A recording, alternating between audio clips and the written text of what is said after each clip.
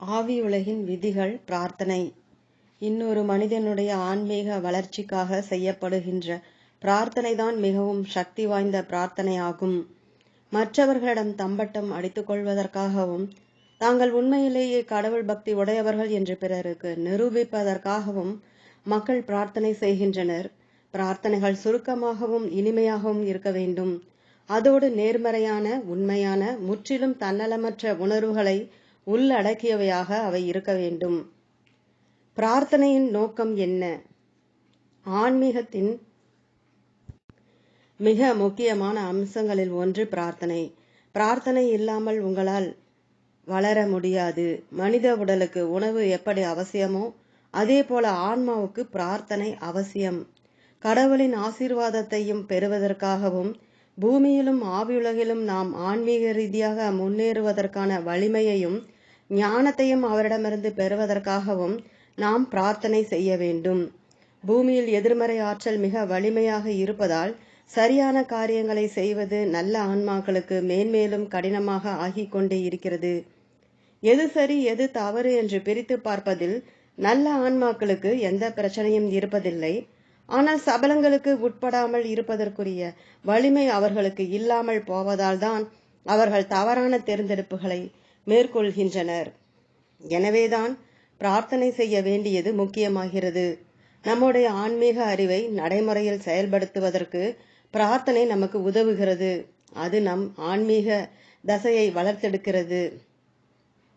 அந்த ஆன்மீக தசை உருவாக்கப்பட்டு விட்டால் எவ்வளவு சபலங்களை நீங்கள் எதிர்கொண்டாலும் சரியான விஷயத்தை செய்வதற்கு போதுமான வலிமை உங்களுக்கு கிடைத்து விடுகிறது. இறுதியில் ஆன்மீக அறிவை நடைமுறையில் நீங்கள் செயல்படுத்தியதன் விளைவாக உங்கள் ஆன்மா ஊட்டம் பெற்று விடுகிறது. பிரார்த்தனை உங்கள் ஆன்மாவுக்கு ஊட்டம் அளிக்கிறது. பிரார்த்தனை உண்மையானதாகவும் நேர்மறையானதாகவும் இதயத்திலிருந்து வருவதாகவும் இருக்க வேண்டும். பிரார்த்தனை உங்களுக்கு மன அமைதியை கொடுப்பதில்லை, உங்கள் ஆன்மா வளர உதவுவதில்லை. மாறாக அப்பிரார்த்தனையின் மூலமாக நீங்கள் பெறுகின்ற வலிமையும், அந்த வலிமையை கொண்டு சரியான விஷயங்களை நீங்கள் செய்வதும் தான் உங்களுக்கு மன அமைதியை கொடுத்து உங்கள் ஆன்மா வளர உதவுகிறது. பிரார்த்தனை என்பது கண்களுக்கு புலப்படாத ஒன்று என்று புவிவாழ் மக்கள் நினைக்கின்றனர். அது தவறு. நீங்கள் பிரார்த்தனை செய்யும் போது உங்களுடைய எண்ணங்களும் வார்த்தைகளும் உணர்வுகளும் ஓர் ஒளிக்கீற்றின் வடிவில் ஆவி உலகிற்கு பயணிக்கின்றன. பூமியிலிருந்து எங்களை நோக்கி வருகின்ற கோடிக்கணக்கான ஒளிக்கீற்றுகளை ஆவியுலகில் உள்ள எங்களால் பார்க்க முடியும். ஒவ்வொரு ஒளிக்கீற்றின் பிரகாசமும் வலிமையும் ஒவ்வொரு பிரார்த்தனையின் உண்மை தன்மையையும் அவசரத்தையும் சார்ந்துள்ளன. தன்னோடு இணைந்து வேலை செய்யவும் பிரார்த்தனைகளுக்கு விடையளிக்கவும் ஆவியுலகில் உள்ள நல்ல ஆன்மாக்களை கடவுள் தேர்ந்தெடுக்கிறார். மனிதர்களின் உதவி குரல்களுக்கு விடையளிப்பதற்கு இந்த சிறப்பு ஆன்மாக்களுக்கு பிரத்யேக பயிற்சிகள் வழங்கப்படுகின்றன. ஒரு பிரார்த்தனைக்கு விடையளிப்பதற்கு இந்த ஆன்மாக்கள் நேர்மறையான ஒளிக்கீற்றுகளை பூமியில் உள்ள அந்த குறிப்பிட்ட நபரை நோக்கி அனுப்புகின்றனர். பிரார்த்தனைகள் என்பவை அடிப்படையில் நேர்மறையான ஒளிக்கீற்றுகளே. கடவுள் எங்களுடைய பிரார்த்தனைகளுக்கு செவி சாய்க்கிறாரா? நீங்கள் பிரார்த்தனை செய்யும் போது கடவுள் அதை உன்னிப்பாக செவிமடுத்து கொண்டிருக்கிறார். ஆனால் அவர் தன் தேவதூதர்கள் மூலமாக இதை செய்கிறார். தேவதூதர்கள் உங்கள் பிரார்த்தனைகளை பெறுகின்றனர். சில சமயங்களில் மக்கள் தங்கள் உயிருக்காகவும் தங்கள் அன்புக்குரியவர்களின் உயிர்களுக்காகவும் பிரார்த்தனை செய்கின்றனர். அம்மக்கள் நல்ல ஆன்மாக்களாக இருந்தால் குணமாக்கும் ஆற்றல்கள் அவர்களுக்கு கொடுக்கப்படுகின்றன. இந்த ஆற்றல்களை கொண்டு அவர்கள் தங்கள் நோயிலிருந்து குணமாவதற்கான வலிமையை பெறலாம் அல்லது உடல் வலியை தாங்கிக் கொள்ளலாம். அது அவர்களுடைய கர்ம வினையே இருக்கும் பட்சத்தில். சில சமயங்களில் மக்கள் குழப்பத்தில் இருப்பதால் பிரார்த்தனை செய்கின்றனர். தங்களுக்கோ அல்லது தங்களுக்கு நெருக்கமான ஒருவருக்கோ எப்படி உதவுவது என்பது தெரியாமல் அவர்கள் குழம்பி போயிருக்கும் போது ஒரு செய்தியின் வடிவிலோ அல்லது வழிகாட்டுதலின் வடிவிலோ அவர்களுடைய பிரார்த்தனைகளுக்கு விடையளிக்கப்படுகிறது. அச்செய்தியும் வழிகாட்டுதலும் அவருடைய ஆழ்மனதின் ஊடாக அனுப்பி வைக்கப்படுகின்றன. இச்செய்தி கிடைக்க பெற்றவுடன் அந்நபருக்கு தெளிவு கிடைத்து விடுகிறது. உதவி கேட்டு வரும் அழைப்புகளில் சில அவசரமானவையாக இருக்கும், சிக்கலானவையாகவும் இருக்கும். அப்போது அவர்களுக்கு உதவ விரும்புகின்ற ஆவியுலக ஆன்மாக்கள் தங்கள் தளத்தின் பேரான்மாவிடம் கலந்து ஆலோசிக்க வேண்டும். ஆனால் பிரார்த்தனைகளுக்கு விடையளிக்கின்ற அனைத்து ஆன்மாக்களும் கடவுளின் வழிகாட்டுதலுடன் ஆசீர்வாதங்களுடனும் தான் அவ்வேலையை செய்தாக வேண்டும் என்பதை நினைவில் வைத்திருங்கள். எனவே உங்கள் பிரார்த்தனைகள் உண்மையானவையாகவும் நியாயமானவையாகவும் இருந்தால் கடவுள் நிச்சயமாக அவற்றை செவிமடுக்கிறார். பல பிரார்த்தனைகளுக்கு ஏன் விடையளிக்கப்படுவது இல்லை? சிலர் தங்கள் மனதின் அடியாழத்தில் இருந்து உண்மையாக பிரார்த்தனை செய்திருந்தும் கூட அவர்களுடைய பிரார்த்தனைகளுக்கு விடையளிக்கப்படவில்லை. இதற்கு என்ன காரணம்? பின்வரும் நிபந்தனைகள் நிறைவேற்றப்பட்டால் மட்டுமே உங்கள் பிரார்த்தனைக்கு விடையளிக்கப்படும். 1. நீங்கள் எந்த விஷயம் குறித்து பிரார்த்தனை செய்கிறீர்களோ அது உங்களுக்கு நல்லதாக இருக்க வேண்டும். பல சமயங்களில் தங்களுக்கு ஒரு விஷயம் நல்லது என்று நினைத்து கொண்டு மக்கள் தொடர்ந்து அது குறித்து பிரார்த்தனை செய்கின்றனர். உங்களுக்கு நல்லது என்று நீங்கள் நினைக்கின்ற விஷயங்களை பற்றி நீங்கள் சிந்திக்கும் போது புவி வாழ்வின் கண்ணோட்டத்திலிருந்து நீங்கள் சிந்திக்கிறீர்கள். ஆனால் அவற்றை ஒரு ஆன்மீக கண்ணோட்டத்திலிருந்து நீங்கள் சிந்திக்க வேண்டும். நீங்கள் எது குறித்து பிரார்த்தனை செய்கிறீர்களோ அது உங்கள் ஆன்மீக வளர்ச்சிக்கு எந்த விதத்திலாவது தடையாக இருக்குமானால் அந்த பிரார்த்தனைக்கு ஒருபோதும் விடையளிக்கப்பட மாட்டாது. எனவே அடுத்த முறை நீங்கள் ஒன்றை குறித்து பிரார்த்தித்து அப்பிரார்த்தனை நிறைவேறாமல் போகும்போது நீங்கள் பிரார்த்தனை செய்த விஷயம் உங்கள் ஆன்மாவுக்கு நல்லதாக இருந்திருக்காது என்பதை புரிந்து கொள்ளுங்கள். மேலும் ஒரு பிரார்த்தனையானது சரியான நேரத்தில் விடையளிக்கப்படுகிறதா இல்லையா என்பது உங்கள் கைகளில் இல்லை, அது கடவுளின் கைகளில் இருக்கிறது. விடையளிக்கப்படாத ஒரு பிரார்த்தனையை நீங்கள் திரும்பி பார்க்கும்போது உங்கள் விருப்பத்தை நிறைவேற்றுவதற்கு அது சரியான நேரமாக இருந்திருக்கவில்லை என்பதை நீங்கள் உணர்வீர்கள். சில சமயங்களில் மக்கள் எது குறித்து பிரார்த்தனை செய்தார்களோ அதை கையாள்வதற்கு அவர்கள் தயாராக இருப்பதில்லை. உங்களுக்கு எது சிறந்ததோ அதை செய்யும்படி கடவுளிடம் கேளுங்கள்.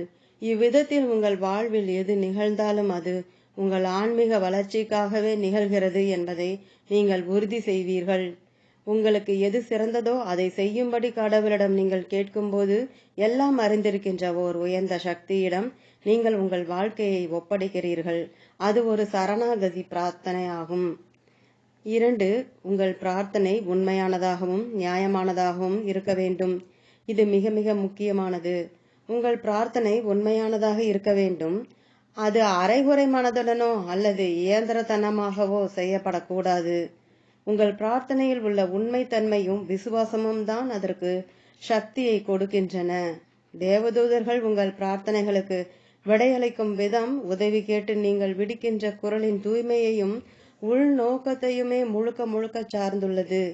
உங்கள் பிரார்த்தனை நியாயமானதாக இருந்து ஆனால் அதற்கு இன்னும் விடையளிக்கப்படாமல் இருந்தால் நீங்கள் பிரார்த்தனை செய்துள்ள விஷயம் உங்கள் ஆன்மீக வளர்ச்சிக்கு நல்லதல்ல என்று நீங்கள் உறுதியாக நம்பலாம். 3. உங்கள் பிரார்த்தனை முற்றிலும் தன்னலமற்றதாகவும் லௌகீக ரீதியானதாக இல்லாததாகவும் இருக்க வேண்டும். பூமியில் உயிர் வாழ்வதற்கு உங்களுக்கு உணவும் உடையும் உறைவிடமும் தேவை. ஆனால் ஆடம்பரங்கள் கேட்டு பிரார்த்தனை செய்வது தவறு. ஆடம்பரம் என்பது உங்கள் வளர்ச்சியை தடுக்கக்கூடிய ஒரு சமநிலைமையின்மையை தோற்றுவிக்கிறது. நீங்கள் சௌகரியமாக வாழ்வதற்கு தேவையானவற்றை வழங்குமாறு கடவுளிடம் பிரார்த்தனை செய்யுங்கள். மேலும் வெறும் பொருளாதார விஷயங்கள் குறித்து மட்டுமே நீங்கள் பிரார்த்தனை செய்தால் உங்கள் பிரார்த்தனைகளுக்கு விடையளிக்கப்பட மாட்டாது. மற்றவர்களின் ஆன்மீக வளர்ச்சிக்காக நீங்கள் பிரார்த்தனை செய்ய வேண்டும் என்பதுதான் நீங்கள் என்றும் உங்கள் நினைவில் வைத்திருக்க வேண்டிய மிக முக்கியமான விஷயமாகும். இதுதான் ஒரு பிரார்த்தனையை தன்னலமற்றதாக ஆக்குகிறது. 4. அது உங்கள் கர்ம வினையுடன் குறுக்கிடாமல் இருக்க வேண்டும். பூமியில் நீங்கள் இருப்பதற்கான முக்கிய காரணங்களில் ஒன்று உங்கள் கர்ம வினையை தீர்ப்பதுதான். சில சமயங்களில் தாங்கள் இவ்வளவு கடுமையாக பிரார்த்தனை செய்தும் கூட கடவுள் ஏன் தங்களுக்கு உதவுவதில்லை என்று மக்கள் தங்களை தாங்களே கேட்டுக்கொள்கின்றனர். ஆனால் நீங்கள் பிரார்த்தனை செய்கின்ற விஷயம் உங்கள் கர்ம வினையோடு தொடர்பு கொண்டது என்றால் நீங்கள் அந்த கர்ம வினையை அனுபவித்தாகத்தான் வேண்டும். நீங்கள் பிரார்த்தனை செய்யாவிட்டாலோ அல்லது உங்கள் பிரார்த்தனைகளுக்கு விளைவிக்கப்படாமல் போகும்போது கடவுள் மீதான நம்பிக்கையை நீங்கள் இழந்து விட்டாலோ தேவதூதர்களால் ஒளியை உங்களுக்கு அனுப்பி வைக்க முடியாது. இந்த ஒளியின்றி பூமியில் முட்டுக்கட்டைகளை எதிர்கொள்வது உங்களுக்கு மிகவும் கடினமானதாக ஆகிவிடும். பலர் ஏதோ மோசமான ஒரு காரியத்தை செய்துவிட்டு பிரார்த்தனை செய்வதன் மூலம் தங்கள் பாவங்கள் அழிக்கப்பட்டுவிடும் என்று நம்பிக்கொண்டு பிரார்த்தனை செய்ய தொடங்குகின்றனர். பிரார்த்தனையின் மூலம் உங்கள் கர்ம வினையை ஒருபோதும் தீர்க்க முடியாது. உண்மையான பிரார்த்தனையானது நீங்கள் உங்கள் கர்ம வினையை சிறப்பாக கையாள்வதற்கான வலிமையை உங்களுக்கு கொடுக்கும். ஆனால் பிரார்த்தனைகள் உங்களுடைய பாவங்களுக்கு களையாது. 5. நீங்கள் சரியான பாதையில் பயணித்துக் கொண்டிருக்க வேண்டும். பூமியில் பல ஆன்மாக்கள் தவறான பாதையில் பயணித்துக் கொண்டிருக்கின்றனர். ஆனால் தங்களுக்கு ஏதேனும் தேவைப்படும் போது அவர்கள் பிரார்த்தனை செய்கின்றனர். அப்படிப்பட்ட ஆன்மாக்களின் பிரார்த்தனைகளுக்கு விடையளிக்க முடியாது. உண்மையில் தவறான பாதையில் சென்று கொண்டிருக்கின்ற ஆன்மாக்கள் பிரார்த்தனை செய்ய வேண்டிய ஒரே விஷயம் ஞானம் குறித்துதான். இந்த ஞானம் அவர்கள் வசமாகும் போது அவர்கள் மேம்படுவர். ஆன்மீக ரீதியாக ஒரு தாழ்வான நிலையில் இருக்கின்ற மக்களுக்கு இந்த ஒரு பிரார்த்தனைக்கு மட்டுமே ஆவியுலக ஆன்மாக்கள் விடையளிப்பர். ஆனால் நீங்கள் கடவுளின் நல்வழியில் பயணித்துக் கொண்டிருந்தால் பாதுகாப்பிற்கும் பிணி நீக்கத்திற்கும் நீங்கள் தகுதி பெற்று விடுகிறீர்கள். அப்போது உங்கள் பிரார்த்தனைக்கு விடையளிக்கப்படும். கடவுளின் தூதர்கள் உங்கள் பிரார்த்தனைகளை கேட்டுக்கொண்டிருக்கின்றனர் என்று நீங்கள் உண்மையிலேயே நம்பினால் முழு மனதோடு பிரார்த்தனை செய்வதில் உங்களுக்கு எந்த பிரச்சனையும் இருக்காது. உங்கள் தேவதூதர்கள் உங்கள் பிரார்த்தனைகளில் குறுக்கிட்டு அவற்றுக்கு விடையளிப்பதற்கு கடவுளின் விதிகளுக்கு உட்பட்டு அவர்கள் தங்களால் ஆன அனைத்தையும் செய்கின்றனர். எனவே யாரோ ஒருவர் உங்கள் குரலை உன்னிப்பாக கேட்டுக்கொண்டிருக்கிறார் என்று நீங்கள் தாராளமாக நம்பலாம். அவர்கள் அறிவார்ந்தவர்கள் என்றும் ஒட்டுமொத்த படத்தை ஆவியுலகத்திலிருந்து அவர்களால் பார்க்க முடியும் என்றும் உங்களுக்கு எது சிறந்ததோ அதை அவர்கள் செய்வார்கள் என்றும் நீங்கள் நம்பிக்கை கொண்டாக வேண்டும். எல்லாவற்றையும் விட மேலாக பிரார்த்தனையின் சக்தியை அறிந்து கொள்ளுங்கள். நம்புதற்கரிய ஒளியாற்றல் அது. மக்களின் வாழ்க்கையை மாற்றக்கூடிய சக்தி அதற்கு இருக்கிறது. அதை நீங்கள் உங்கள் இதயபூர்வமாக நம்ப வேண்டும். மனிதர்கள் ஏன் தொடர்ந்து ஒழுங்காக பிரார்த்தனை செய்வதில்லை? விஷயங்கள் நல்ல விதமாக நடந்து கொண்டிருக்கும் போது கடவுளை மனிதர்கள் மறந்து விடுகின்றனர். தாங்கள் பிரார்த்தனை செய்ய வேண்டிய தேவை இல்லை என்று அவர்கள் நினைக்கின்றனர். அதனால்தான் அவர்கள் தொடர்ந்து ஒழுங்காக பிரார்த்தனை செய்வதில்லை. விஷயங்கள் தவறாக போகும்போதுதான் அவர்களுக்கு விழிப்பும் கடவுளை பற்றி நினைப்பும் வருகின்றன. எதுவாக இருந்தாலும் சரி, தொடர்ந்து ஒழுங்காக ஒன்றை செய்வதில் மனிதர்களுக்கு பிரச்சனை இருக்கிறது. நீங்கள் சரியான பாதையில் பயணிக்கவும் ஆன்மீகத்தை உங்கள் வாழ்வில் ஒரு முன்னுரிமையாக ஆக்கிக் கொள்ளவும் நீங்கள் விரும்புகிறீர்கள். ஆனால் உங்களுடைய ஆன்மீக வழக்கங்களை நீங்கள் முறையாக கடைபிடிப்பதில்லை. ஆனாலும் இதற்கு ஒரு எளிய தீர்வு இருக்கிறது. ஆன்மீகத்தின் மதிப்பையும் சக்தியையும் நீங்கள் அறிந்திருக்காததால் தான் நீங்கள் தொடர்ந்து பிரார்த்தனை செய்வதில்லை. பிரார்த்தனை கடினமாக இருப்பதாகவும் அது ஒரு வேலை என்றும் அது நேரத்தை விழுங்கிவிடுகிறது என்றும் நீங்கள் உணர்ந்தால் பிரார்த்தனையின் மதிப்பை நீங்கள் புரிந்து கொண்டிருக்கவில்லை என்று பொருள். பிரார்த்தனை என்றால் சர்வ வல்லமை வாய்ந்த கடவுளிடம் நீங்கள் பேசிக் கொண்டிருக்கிறீர்கள் என்று பொருள். கடவுளிடம் பேசுவதை விட உங்களுக்கு அப்படி என்ன முக்கியமான விஷயம் இருந்துவிட முடியும்? இவ்விஷயம் உங்களுக்கு தெரிய வந்திருப்பதே உங்களுக்கு ஆனந்தத்தை கொண்டு வர வேண்டும். நீங்கள் விசுவாசத்தோடு பிரார்த்தனை செய்து கடவுள் உங்கள் பிரார்த்தனையை உன்னிப்பாக காது கொடுத்து கேட்டுக்கொண்டிருக்கிறார் என்று நீங்கள் நம்பும் போது பிரார்த்தனை செய்வதற்கு நீங்கள் ஒருபோதும் சோம்பேறித்தனம் கொள்ள மாட்டீர்கள். பிரார்த்தனையால் உங்கள் வாழ்வில் என்னவெல்லாம் நிகழ்த்த முடியும் என்பதை நீங்கள் அறியும் போது இயல்பாகவே நீங்கள் பிரார்த்தனை செய்ய தொடங்கி விடுவீர்கள். பிரார்த்தனைகள் எங்களுக்கு எப்படி உதவுகின்றன? பிரார்த்தனையின் நேர்மறையான விளைவுகள் இவை. 1. நீங்கள் மன அமைதியை உணர்வீர்கள். உங்களிடம் எவ்வளவு பொருட்செல்வம் இருந்தாலும் சரி, நீங்கள் எந்த பதவியை வகித்தாலும் சரி, அல்லது உங்கள் அந்தஸ்து எதுவாக இருந்தாலும் சரி, கடவுளின் நல்வழியில் நடப்பதன் மூலமாக மட்டுமே மன அமைதியை உங்களால் அடைய முடியும். இப்புவியுலகில் ஒரு மனிதன் பல மேடு பள்ளங்களை அனுபவிக்கிறான்.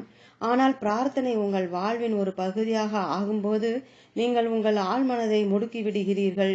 இதை அடுத்து அந்த மேடு பள்ளங்களின் இயல்பை நீங்கள் புரிந்து கொள்வதற்கு உங்கள் ஆழ்மனம் உங்களுக்கு உதவுகிறது. ஒரு பிரச்சனை உங்களை திணறடிக்க நீங்கள் அனுமதிக்க மாட்டீர்கள். அதே போல உங்களுக்கு கிடைக்கும் வெற்றி உங்களுக்கு பருவத்தை ஏற்படுத்தவும் நீங்கள் அனுமதிக்க மாட்டீர்கள். பிரார்த்தனை உங்கள் மனதை அமைதிப்படுத்துகிறது. ஒரு பேரிடரின் போது அமைதி தேவைப்படுகிறது. நீங்கள் அமைதியாகவும் நேர்மறையாகவும் இருந்து கடினமான சூழ்நிலைகளில் சரியான காரியங்களை செய்தால் நீங்கள் உங்கள் சோதனையில் வெற்றி பெற்று கொண்டிருக்கிறீர்கள் என்று பொருள். நீங்கள் உங்கள் சோதனையில் வெற்றி பெற்றவுடன் உங்களுடைய கடினமான சூழ்நிலைகளும் கடந்து சென்றுவிடும். எனவே உங்களுக்குள் இருக்கும் வலிமையின் அமைதி மூலமாக புறக்காரணிகளின் கடினமான சூழல்கள் இயல்பை நீங்கள் மாற்றுவீர்கள். நீங்கள் அமைதியாக இல்லாவிட்டால் அந்த கடினமான சூழ்நிலைகளும் எதிர்மறை ஆற்றல்களும் உங்களுக்குள் இருக்கும் அமைதியை சீர்குலைக்க நீங்கள் அனுமதித்து விடுகிறீர்கள். அது உங்களுக்கு பதற்றத்தையும் குழப்பத்தையும் ஏற்படுத்தி விடுவதால் ஆன்மீக சோதனையில் நீங்கள் வெற்றி பெற்ற தேவையான மன அமைதி உங்களிடமிருந்து மறைந்துவிடும். நீங்கள் அச்சோதனையில் வெற்றி பெறும் வரை உங்கள் கடினமான சூழ்நிலைகள் அப்படியே நீடித்திருக்கும். உண்மையில் உங்கள் சோதனையில் வெற்றி பெற நீங்கள் எவ்வளவு அதிக காலம் எடுத்துக் கொள்கிறீர்களோ உங்கள் சோதனை அவ்வளவு அதிக கடினமானதாக ஆகிறது.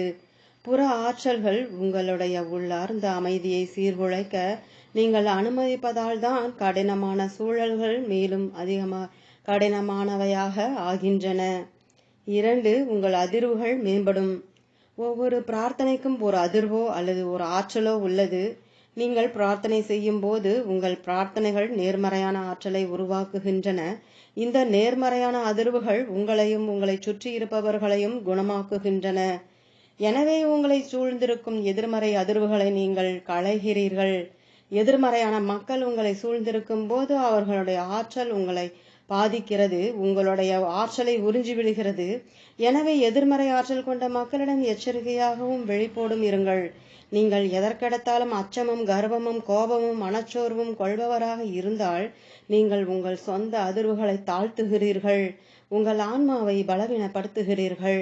உங்களை சூழ்ந்திருக்கும் எதிர்மறை ஆற்றலை அகற்றிவிட்டு அதனிடத்தில் ஒரு நேர்மறை ஆற்றலை உருவாக்குவதற்கு பிரார்த்தனை உங்களுக்கு உதவுகிறது. 3. சீர்தூக்கி பார்ப்பதற்கான உங்கள் திறன் மேம்படுகிறது. நீங்கள் பிரார்த்தனை செய்யும் போது உங்கள் சொந்த அதிர்வுகள் தூய்மைப்படுத்தப்பட்டு உங்களுடைய எதிர்மறை தன்மை துடைத்தெறியப்படுகிறது. உங்களை சூழ்ந்திருக்கும் எதிர்மறை எனும் கருநிற மேகம் விளக்கப்படுகிறது. இதனால் உங்கள் ஆழ்மனம் வெளிப்படுகிறது. நீங்கள் அமைதி அடைகிறீர்கள். உங்கள் மனம் தெளிவடைகிறது. உங்களுடைய சீர்தூக்கி பார்க்கும் திறன் மேம்படுகிறது. அத்திறன் மேம்படும் போது நீங்கள் அதிக நேர்மறையான விஷயங்களை தேர்ந்தெடுக்கிறீர்கள். இதனால் தன்னலமற்ற நற்காரியங்களை செய்யக்கூடிய ஒரு சிறந்த நிலையில் நீங்கள் இருக்கிறீர்கள். இதன் விளைவாக ஆன்மீக ரீதியாக நீங்கள் உயர்கிறீர்கள். 4. ஆவியுலகிலிருந்து உங்களுக்கு பாதுகாப்பு கிடைக்கிறது. பிரார்த்தனை என்பது உங்களை படைத்தவரை தொடர்பு கொள்வதை பற்றியது. கடவுளின் வழிகாட்டுதலையும் பாதுகாப்பையும் நீங்கள் கேட்க வேண்டும். அவற்றை கேட்காமல் உங்களால் அவற்றை பெற முடியாது. ஒன்று உங்களுக்கு நல்லது என்றாலும் அதற்கு நீங்கள் தகுதியானவர்தான் என்றாலும் நீங்கள் அதை கேட்காவிட்டால் ஆவியுலக ஆன்மாக்களால் அதை உங்களுக்கு கொடுக்க முடியாது. அவர்கள் அப்படி கொடுத்தால் உங்கள் சுதந்திரமான தேர்ந்தெடுப்புக்கு எதிராக அவர்கள் செயல்படுவது போல ஆகிவிடும். எனவே உங்களுக்கு எது சிறந்ததோ அதை கொடுக்கும்படி கடவுளிடம் கேளுங்கள்.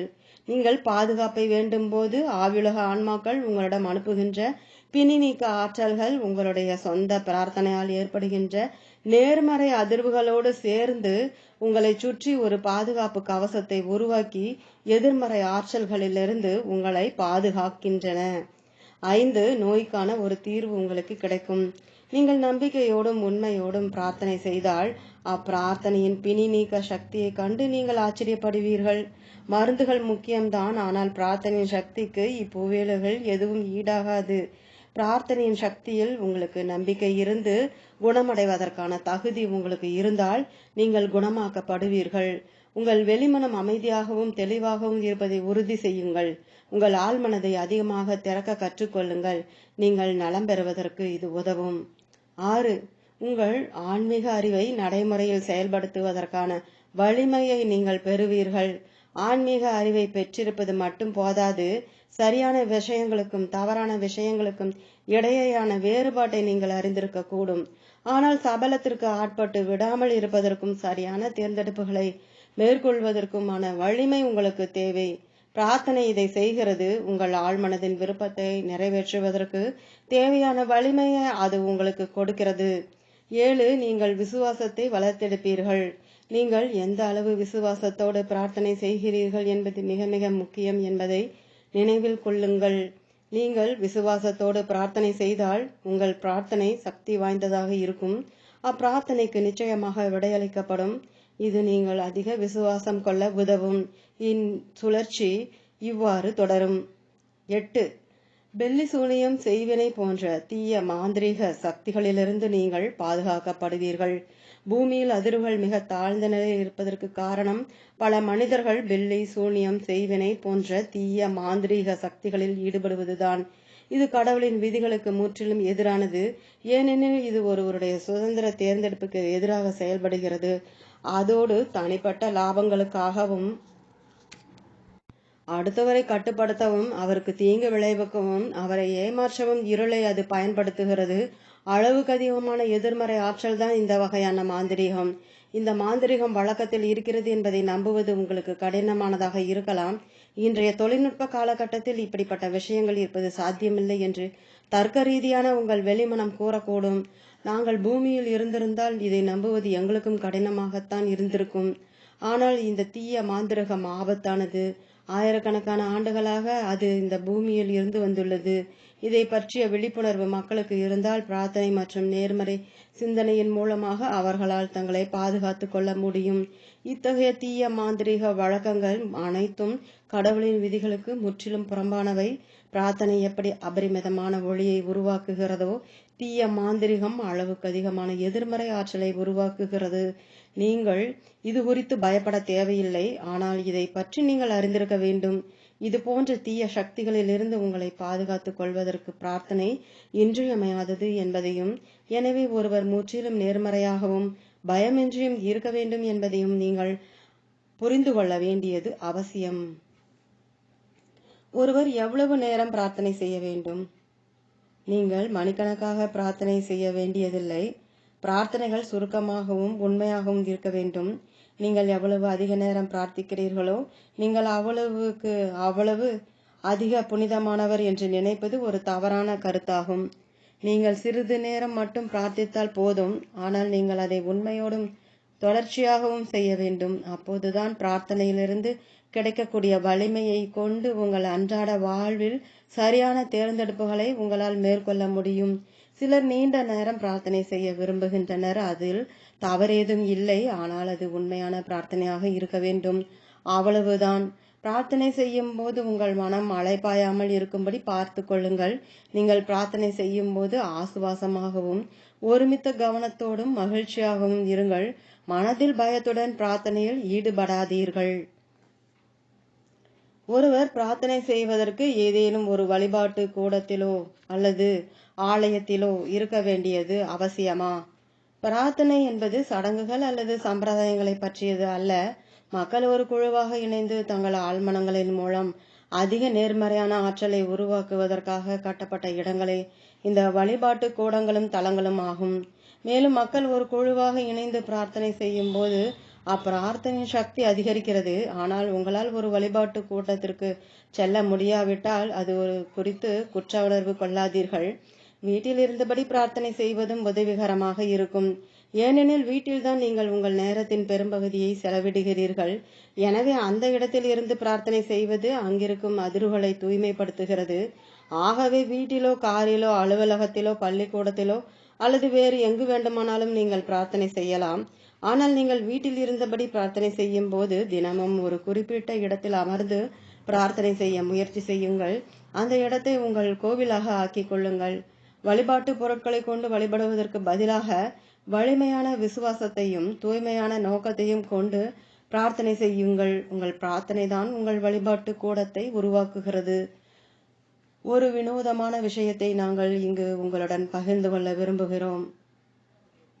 நீங்கள் அதிகாலையில் கண் விழித்தவுடன் படுக்கையை விட்டு கீழே இறங்குவதற்கு முன்பாக பிரார்த்தனை செய்ய வேண்டியது முக்கியம்.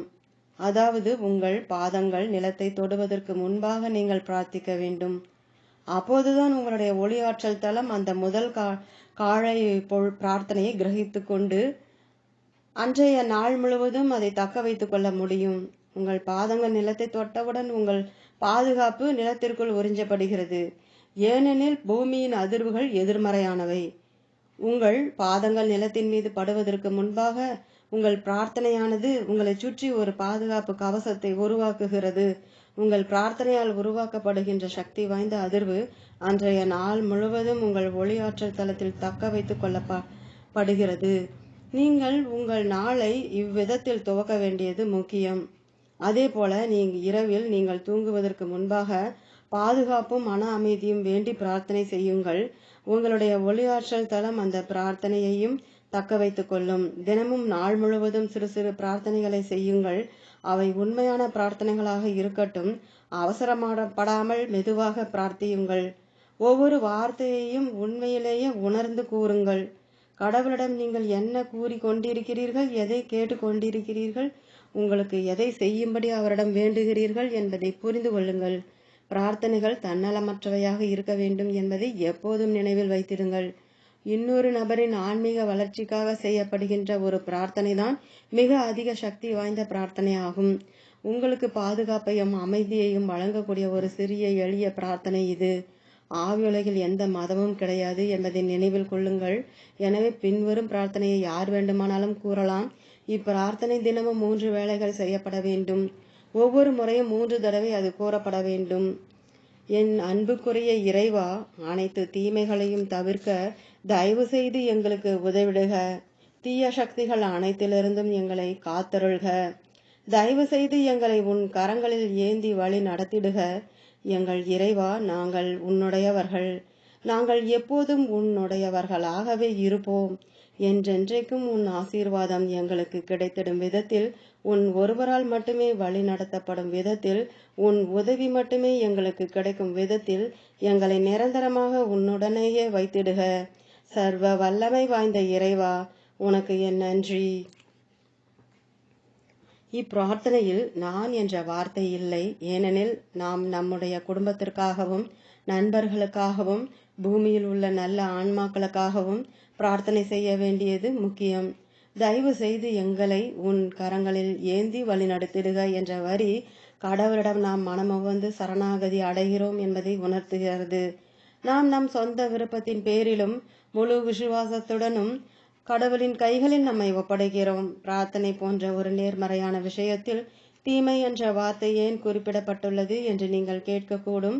பூமியில் நாம் ஆன்மீக பாதையில் செல்லாதபடி எதிர்மறை ஆற்றல்கள் நம்மை தடுத்து நிறுத்துகின்றன. தீய சக்திகள் நம்மை வளர்ச்சி பாதையிலிருந்து விலகி கூட்டி சென்று விடுகின்றன. இந்த எதிர்மறை ஆற்றல்களிலிருந்து நம்மை காப்பாற்றும்படி இறைவனிடம் நாம் கேட்க வேண்டும். இறுதியாக நம்மை தன்னோடு நிரந்தரமாக வைத்திருக்கும்படி இறைவனிடம் நாம் கேட்கிறோம். இப்பிறவியிலும் இனி வரும் பிறவிகளிலும் நம்மை கண்காணித்து வழிநடத்தும்படி நாம் மனப்பூர்வமாக அவரிடம் கேட்கிறோம். இப்பிரார்த்தனை முடிவில் சரியான விஷயங்களை செய்வதற்குரிய வலிமையையும் ஞானத்தையும் கொடுக்கும்படி கடவுளிடம் கேளுங்கள். பிறகு உங்கள் குடும்பத்தினருக்காகவும் நண்பர்களுக்காகவும் பிரார்த்தனை செய்யுங்கள். இறுதியில் உங்கள் குடும்பத்தினராகவோ அல்லது நண்பராகவோ இல்லாத ஆனால் உதவி தேவைப்படுகின்ற நிலையில் உள்ள எளிய மக்களுக்காக பிரார்த்தனை செய்யுங்கள். ஆனால் பிரார்த்தனையின் பொன்விதியை ஒருபோதும் மறவாதீர்கள். நீங்கள் யாருக்காக பிரார்த்தனை செய்கிறீர்களோ அவருக்கு எது சிறந்ததோ அதை செய்யும்படி கடவுளிடம் கேளுங்கள். பூமியில் ஒருவருடைய கர்மவினையையும் சோதனைகளையும் பயிற்சிகளையும் பற்றி உங்களுக்கு தெரியாது. எனவே அவருக்கு எது சிறந்ததோ அதை செய்து கொடுக்கும்படி இறைவனிடம் நீங்கள் பிரார்த்தனை செய்வதன் மூலம் அந்த நபருடைய கர்மவினையையும் சோதனைகளையும் பயிற்சிகளையும் உள்ளடக்கிய அவருடைய பாதையில் குறுக்கிடாமல் நேர்மறை ஆற்றலை அவரை நோக்கி அனுப்புவதன் மூலம் நீங்கள் அந்நபருக்கு உதவுகிறீர்கள். இதை நீங்கள் உங்கள் நினைவில் வைத்துக் கொள்ள வேண்டியது மிகவும் முக்கியம். எப்படியானாலும் சரி, இன்னொருவருடைய பயணத்தை உங்களால் ஒருபோதும் முழுமையாக புரிந்து கொள்ள முடியாது. எனவே நீங்கள் யாருக்காக பிரார்த்தனை செய்கிறீர்களோ அவருக்கு எது சிறந்ததோ அதை கொடுக்கும்படி கடவுளிடம் கேளுங்கள். நீங்கள் பிரார்த்திக்கும் போது விசுவாசத்துடன் அதை செய்யுங்கள். எதிர்பார்ப்பு உங்களை கீழே தள்ளிவிடும், ஆனால் விசுவாசம் உங்களை முன்னோக்கி அழைத்து செல்லும். உங்களுக்கு எது சிறந்ததோ அதை கடவுள் நிச்சயமாக செய்வார் என்பதை அறிந்திடுங்கள். அதனால்தான் முன்கூட்டியே நீங்கள் அவருக்கு நன்றி கூற வேண்டும். ஏனெனில் அவர் உங்கள் பிரார்த்தனையை செவிமடுத்துள்ளார் என்பதையும் அவர் ஒருபோதும் உங்களை கைவிட மாட்டார் என்பதையும் நீங்கள் அறிந்திருக்கிறீர்கள். மோசமான சமயங்களில் மட்டும் பிரார்த்திக்காமல் எல்லா நேரங்களிலும் தொடர்ந்து பிரார்த்தனை செய்யுங்கள். நல்ல நேரங்களிலும் கடவுளிடம் பிரார்த்தனை செய்து அவருக்கு உங்கள் நன்றியை தெரிவிக்க வேண்டியது அவசியம். உங்களால் இயன்ற அளவு கடுமையாக பிரார்த்தனை செய்யுங்கள். ஆனால் கடவுளின் திட்டத்திற்கு எப்போதும் இடம் கொடுங்கள். உங்கள் வழியை விட்டு விலகி நில்லுங்கள்.